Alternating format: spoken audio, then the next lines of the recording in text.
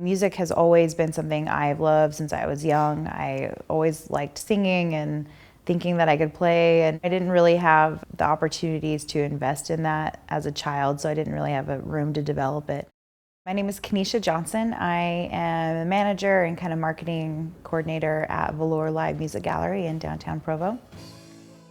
I like watching people develop these incredible fanships for artists and watching their faces glow when they are leaving after the best show of their life. I love hearing people night after night, the same people come back and say, "That was the best show of my life." No, that was.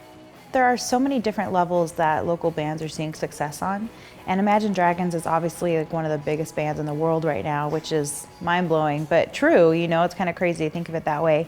Neon Trees is up in that category as well, as far as their reach is global. It's really crazy. But then we have so many other successful artists who are making a living and spending a lot of time touring on the road and making good music with really, you know, significant names in the industry.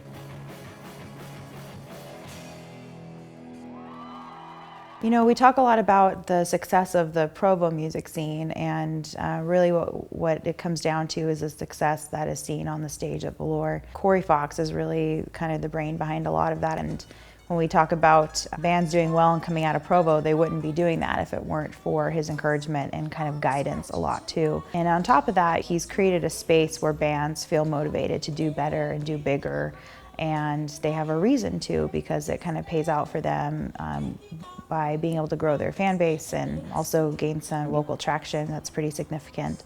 So Velour's presence here is pretty much the catalyst between any local music success we're seeing currently. The impact that I'm seeing it have on our community in Provo is just profound. We're seeing people get introduced to incredible local music that they might not have a couple years ago when they didn't know Velour existed, even though it was down the street from their house.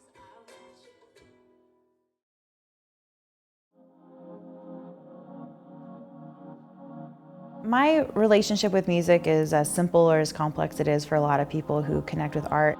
I've always felt very tied to it. I like to kind of refer to it as one of my languages. Like, some people they speak certain artistic languages, you know, in their communication, and I think music has been one of mine. And so not only do I love it, but I also see a lot of opportunity for me to help people grow sometimes, and I like being able to watch their growth happen and watch the successes they experience.